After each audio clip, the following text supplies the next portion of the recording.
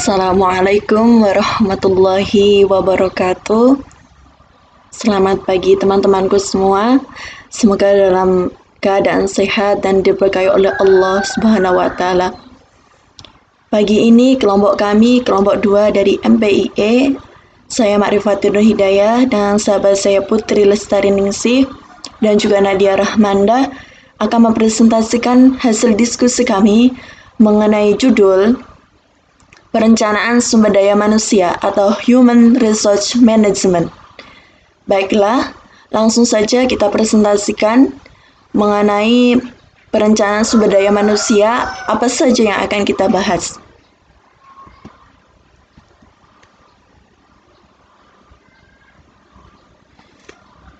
Latar belakang kita membuat makalah tentang perencanaan sumber daya manusia yaitu yang pertama berkaitan dengan urgensinya. Urgensi di sini atau pentingnya melakukan perencanaan yang dianjurkan dalam Islam, seperti hadis yang disabdakan oleh Rasulullah SAW bahwa barang siapa menjadi orang yang selalu merencanakan setiap usahanya, maka ia akan diampuni oleh Allah. Hadis riwayat Tabrani. Berkenaan ini bahwa kita dapat katakan perencanaan merupakan sunatullah atau sebab alam dan isinya telah direncanakan oleh Allah SWT. Sehingga sistem dalam dunia semesta ini dapat berjalan dengan baik. Begitu pula dalam perencanaan.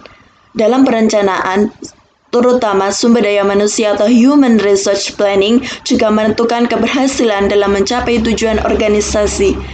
Karena prinsip dalam manajemen itu ada 6. Ada 6M. Salah satunya adalah man atau woman, yaitu manusia. Maka sangat penting di sini saya katakan bahwa untuk merencanakan sumber daya dari manusia tersebut.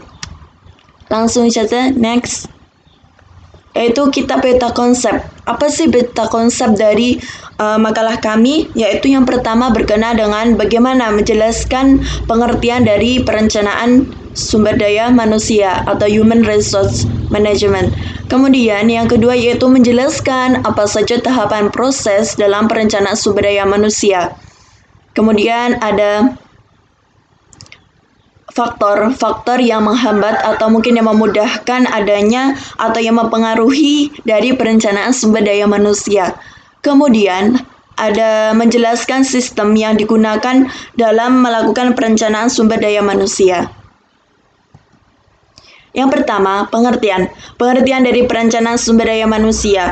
Di mana pengertian menurut ahli George R. Terry bahwa mengatakan perencanaan adalah kegiatan memilih dan menghubungkan fakta dan membuat serta menggunakan asumsi-asumsi menggunakan masa yang akan datang dengan jalan menggambarkan dan merumuskan kegiatan-kegiatan yang perlu dilakukan untuk mencapai hasil yang diinginkan. Kemudian, sedangkan perencanaan sumber daya manusia menurut Andre S. Sikula bahwa perencanaan sumber daya manusia adalah atau sumber ketenaga kerjaan sebagai proses menentukan kebutuhan tenaga kerja dan mempertemukan kebutuhan tersebut agar pelaksanaannya berinteraksi dengan rencana organisasi.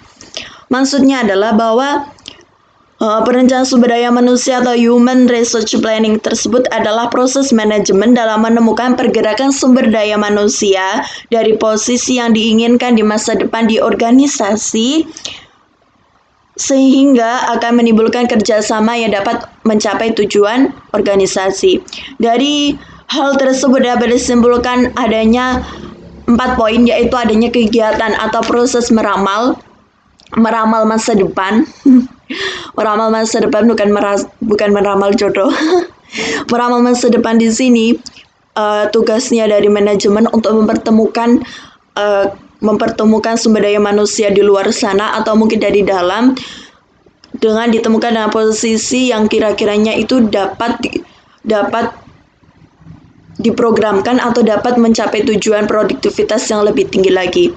Adanya kebutuhan SDM dan juga pekerjaan, adanya standar atau kualifikasi yang digunakan manajemen untuk merekrut orang atau sumber daya manusia tersebut dari segi kualitas maupun dari segi kuantitas, dan juga adanya suatu jangka waktu. Namanya perencanaan, saya ingatkan lagi bahwa adanya jangka masa yang selalu kita pikirkan, baik itu jangka pendek, jangka menengah, ataupun jangka panjang. Next. Lah, dalam pengertian itu pasti akan timbul yang namanya komponen. Dari komponen itu akan dapat kita simpulkan proses-prosesnya. Yang pertama, komponennya adalah tujuan. Tujuan perencanaan SDM ini untuk memastikan bahwa sejumlah tenaga kerja dalam jumlah tertentu yang dibutuhkan oleh organisasi telah memenuhi persyaratan dan telah bersedia pada suatu kurun waktu tertentu. Di mana dalam tujuan ini harus adanya sasaran perencanaan, kemudian adanya efektivitas yang intinya memperkirakan atau mengantisipasi permintaan dan kebutuhan adanya tenaga kerja, serta mengevaluasi ukuran, sifat, atau kualitas persyaratan yang akan digunakan. Kemudian selanjutnya adalah perencanaan organisasi. Adanya perencanaan sumber daya manusia, juga ada yang namanya perencanaan organisasi. Kok bisa perencanaan organisasi adalah perencanaan SDM? Karena begini teman-teman, ketika kita merekrut orang, baik itu orang dalam atau orang baru, itu kita harus bisa meramalkan bahwa orang tersebut ketika masuk dalam organisasi atau dalam posisi tersebut, terdapat prinsip-prinsip dalam organisasi harus dia patuhi. Kita harus memperkirakan sebagaimana kompetitifnya dia atau sebagaimana adaptif media dalam masuk ke organisasi kita. Karena perencanaan sumber daya ini linear atau berhubungan lurus dengan perencanaan organisasi, utamanya tujuannya nanti. Kemudian adanya alasan atau urgensi mengapa kita memerlukan perencanaan SDM, yaitu yang pertama untuk mengetahui rencana ketenaga kerjaan agar dapat mengembangkan karir. Karir di sini baik karir karyawan, bisa karir dari organisasi. Kalau organisasinya besar, saya yakin karir dari karyawan juga akan naik. Kemudian, next ada membantu manajemen untuk mendayagunakan sumber daya manusia yang ada sehingga organisasi mampu meningkatkan efisiensi dan produktivitasnya. Kemudian ada rencana membimbing ke arah sukses. Kesuksesan ini bisa dari organisasi atau dari karyawan. Kemudian ada memungkinkan organisasi melakukan penyesuaian dengan perubahan-perubahan yang mungkin terjadi. Jadi sekiranya itu ketika kita ingin besar atau masih bertahan lama dalam jangka waktu yang lama, kita harus merekrut orang-orang baru dengan human capital atau sistem human capital ini, bahwa pendidikan dari anak-anak yang kita rekrut itu dapat mengembangkan organisasi kita. Kemudian ada mengharuskan manajemen untuk menetapkan tujuan yang hendak dicapai, penting banget. Kemudian ada untuk melakukan pengawasan yang efektif. Pengawasan yang efektif ini dengan kita itu merekrut orang baru ataupun di posisi tersebut dan melakukan perencanaan yang matang, kita itu dapat mengantisipasi adanya suatu hal-hal yang tidak diinginkan. Jadi bisa mengawasi atau menilai dengan efektif. Selanjutnya next. Nah, masuk kita ke tahap proses perencanaan SDM. Ada beberapa tahapan dalam proses perencanaan SDM, yaitu yang pertama, peramalan permintaan dan ketersediaan ketenaga kerjaan. Kedua, peramalan tentang kelebihan dan kekurangan tenaga kerja. Kemudian yang ketiga, sasaran dan rencana strategi. Tadi sudah kita bahas sedikit di di komponen. Kemudian ada implementasi. Kemudian ada evaluasi. Sebenarnya tahapan dalam proses perencanaan sumber daya manusia itu ringkas aja teman-teman. Ada yang pertama itu perencanaan sumber daya manusia, kedua permintaan sumber daya manusia, dan juga pengadaan sumber daya manusia. Cuma kita mengambil yang lebih dijabarkan agar teman-teman mudah paham mengetahui. Langsung saja yang pertama, peramalan permintaan. Di sini tugas manajer adalah melakukan peramalan berkaitan dengan permintaan dan ketersediaan tenaga kerja yang ada. Dari permintaan dan ketersediaan tenaga kerja itu, manajer dapat meramalkan perencanaannya dalam dua waktu, yaitu jangka pendek maupun jangka panjang. Jangka pendek ini, analisis yang digunakan adalah analisis anggaran dan juga analisis beban kerja. Teknik dengan menggunakan anggaran ini dapat membantu proses penganggaran jumlah, kualifikasi, dan kualitas karyawan atau SDM yang diperlukan untuk ditentukan oleh jumlah anggaran. Maksudnya anggaran dari perusahaan tersebut atau organisasi tersebut. Kemudian next adalah analisis beban kerja, menentukan beban kerja yang akan ditanggung oleh tenaga kerja, menentukan serta hal tersebut sudah ditentukan dalam bentuk standar kerja organisasi menurut jenis pekerjaannya. Dalam jangka waktu pendek ini, yang harus kita analisis utama adalah anggaran. Kira-kira kalau mau merekrut orang itu, disesuaikanlah dengan standar kualifikasi. Kalau standar kualifikasinya tinggi, maka anggaran yang akan dikeluarkan juga besar. Kemudian juga beban kerjanya, kalau yang mau kita rekrut itu standar kualifikasinya tinggi, maka beban kerjanya juga akan semakin tinggi. Itu perkiraan atau peramalan dalam jangka pendek. Kemudian next dalam jangka panjang. Dalam jangka panjang ini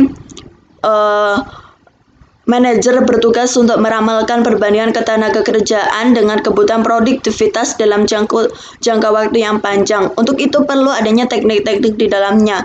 Yang pertama yaitu teknik Delphi, yaitu sebuah teknik untuk memprediksi permintaan atau demand SDM dengan menetapkan kualifikasi SDM yang dibutuhkan dalam mempergunakan pengalaman, keyakinan, intuisi kalian, mengestimasi jumlah dan kualifikasi SDM tanpa menggunakan data kuantitatif.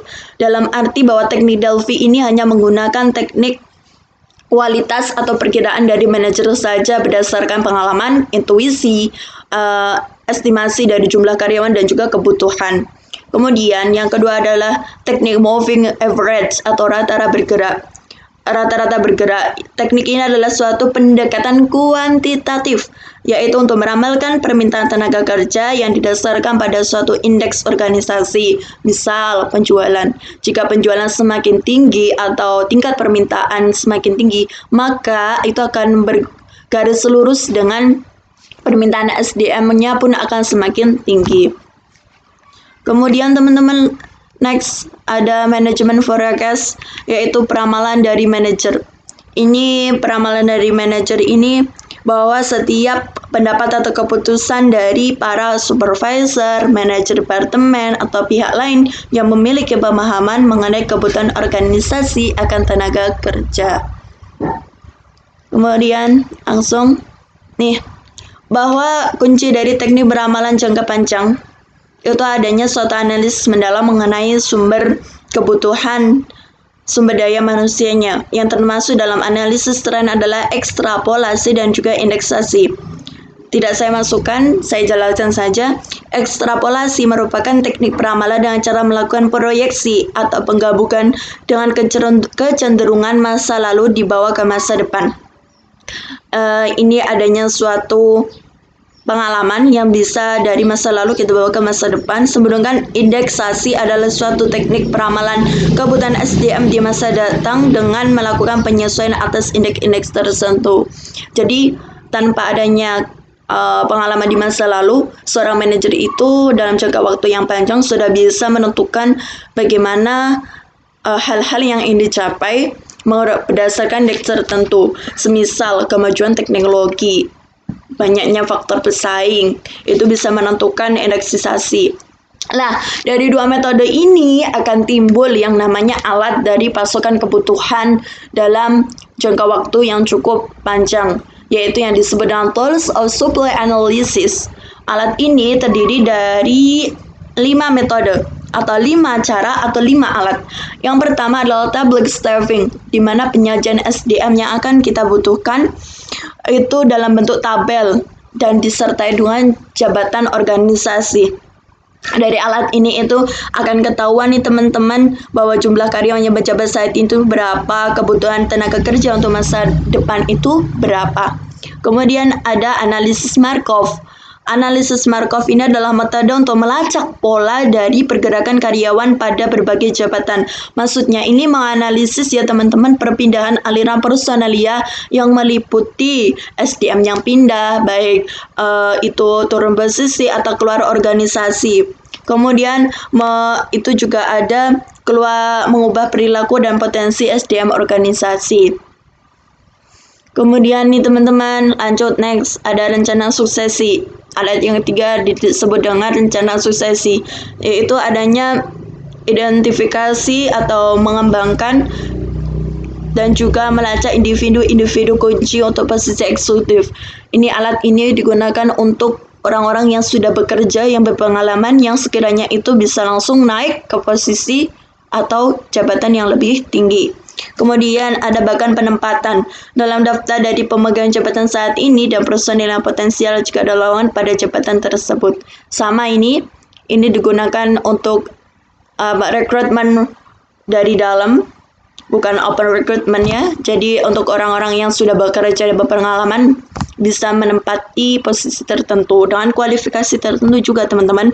Ada skill inventories, yaitu data dari pendidikan, pengalaman, minat, keterampilan yang dapat memberikan petunjuk kepada manajemen untuk secara cepat mengisi lowongan jabatan sesuai dengan latar belakang karyawan. Analisis kemampuan tenaga kerja dimiliki diperoleh informasi jumlah dan spesifikasi keahlian tenaga kerja yang dimiliki. Dan analisis kemampuan tenaga kerja itu kita bisa ada dua kemungkinan. Ini sang manajer itu ingin orang baru atau orang dalam yang sudah memiliki spesifikasi keahlian tenaga kerja yang diinginkan oleh manajer. Next. Dua, yaitu ada teknik atau tahap meramalkan kelebihan dan kekurangan tenaga kerja. Terlepas dari peramalannya jangka pendek atau jangka panjang, seorang manajer itu harus mampu membaca kelebihan dan kekurangan tenaga kerja tersebut melalui berbagai macam ya teman-teman. Bisa menggunakan tools of supply tadi, bisa menggunakan, kalau dari orang luar bisa menggunakan sumber kualifikasi atau persyaratan yang diajukan. Hal itu dapat diketahui dari manajer sehingga manajer dapat memutuskan kelebihan dan kekurangan tenaga kerja tersebut dengan teknik meramal teman-teman. Yang mana peramalan akan menentukan juga orang luar yang masuk ke dalam organisasi ini akan berpengaruh apa tidak dalam penempatan dalam perencanaan organisasi. Apakah orang baru itu dapat meningkatkan produktivitas atau tidak. Tidak ada manusia yang sempurna ya teman-teman. Yang ada itu orang yang manusia dan kekurangannya itu dapat memaksimalkan suatu amanat yang sudah dibebankan kepada dia. Kemudian next ada sasaran dan juga rencana strategi. Sasaran ini yaitu menetapkan tujuan atau sasaran yang akan menjadi topik atau ide untuk merancang sasaran yang ingin dicapai setelah merekrut SDM, bahkan membuat rencana strategi untuk mengimplementasikan program-program yang dapat memudahkan organisasi mencapai tujuan perencanaan SDM. Perencanaan SDM dan penyusunan rencana strategi mengenai manusianya sendiri kadang lebih sukar teman-teman daripada kita menggunakan atau memprogramkan segi-segi dari manajemennya sendiri. Misalkan adanya penyuluhan, adanya monitoring, itu lebih sulit kepada tahap manusianya sendiri. Karena contoh saja nih teman-teman, kita merencanakan pengangkatan pegawai baru dengan jumlah sekian, akan tetapi dari segi manusianya tidak memenuhi persyaratan jabatan menurut hasil analisis jabatan. Dari sasaran dan juga rencana strategik ini, maka akan dapat mencapai dari rencana yang strategik, maka akan dapat mencapai sasaran. Maka ada hubungan timbal balik dari keduanya. Kemudian, next. Tahap dari, kita kan tadi menggunakan 3 besar, ada perencanaan dengan peramalan, dan juga dengan implementasi nih. Ada tahap keduanya yaitu pengadaan sumber daya manusia. Kita harus mengetahui terlebih dahulu teman-teman, pengadaan sumber daya manusia yang menurut menurut bahasanya berasal dari bahasa Inggris yaitu procurement dan juga recruitment yang berarti pengadaan atau pengerahan. Pengadaan diartikan sebagai suatu proses kegiatan untuk mengisi formasi yang lowong, mulai dari perencanaan, pengadaan, pengumuman, pelamaran, penyaringan sampai dengan pengangkatan dan penempatan, di mana perencanaan merupakan program yang harus dilaksanakan dalam pengadaan dan pemanfaatan SDM yang telah diadakan. pada hakikatnya nih teman-teman, upaya menemukan calon ini baik bisa dari dalam organisasi maupun dari luar organisasi, yaitu recruitment from inside and recruitment for within. Recruitment from within ini merupakan bagian dari upaya pemanfaatan SDM yang sudah ada, antara lain melalui pemindahan informasi lowongan dengan promosi maupun tanpa promosi. Bisa dari dalam dan juga bisa dari luar organisasi. Ya, sudah dilakukan ini tahap apa aja yang akan kita seleksi, rencananya bagaimana, sasarannya apa, akan kita ketemui pada hari hanya, yaitu hari seleksi atau sistem dengan menggunakan sistem terbuka seperti open recruitment, di mana pelamar akan banyak bersaing dengan teman-teman yang lain dengan standar kualifikasi yang sudah ditentukan.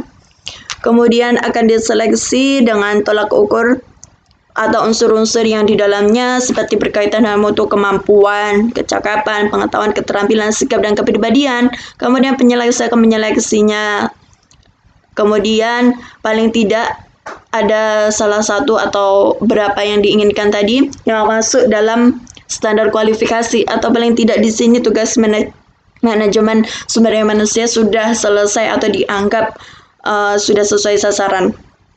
Kemudian maka tahap selanjutnya adalah tahap pemanfaatan dari pengadaan tersebut, di mana harusnya manajer itu semaksimal mungkin bisa mempertanggungjawabkan hasil rekrutmennya tadi dan memanfaatkan SDM-nya masuk dengan sebaik-baik mungkin.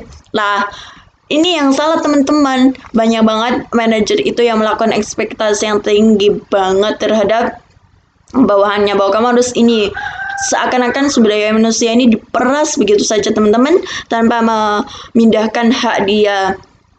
Kemudian maka dari itu adanya penentuan prinsip teman-teman, harusnya yang digunakan patokan oleh seorang manajer dalam membina SDM baru ini, yaitu metode kepuasan teman-teman, yaitu antara adanya mutual satisfaction antara manajer atau dari organisasi dengan adanya karyawan ini. Bahwa artinya gimana teman-teman, itu seakan-akan SDM yang baru ini harus bisa merasa dirinya itu bermanfaat di dalam organisasi. Dengan dia dikatakanlah bermanfaat di dalam organisasi, maka dia akan semakin percaya dirinya semakin tinggi, maka tingkat kinerjanya pun akan semakin tinggi.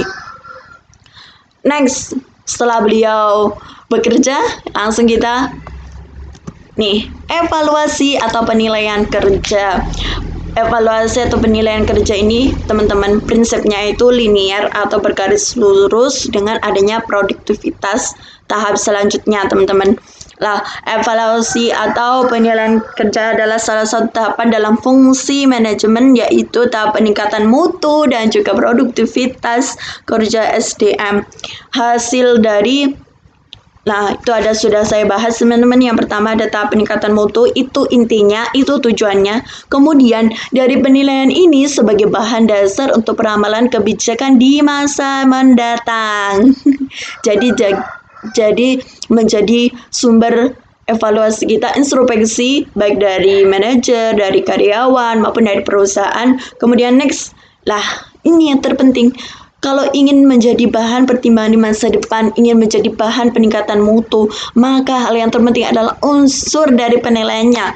Unsur dari penilaiannya itu bisa dari penilai, bisa dari apa yang dinilai, apa saja kriteria yang harus dinilai. Itu harus ada standar prosedurnya, harus ada audit regulernya teman-teman, agar hasil yang kita inginkan bisa untuk yang pertama bahan peningkatan mutu dan juga bahan untuk kebijakan next di masa depan agar lebih baik.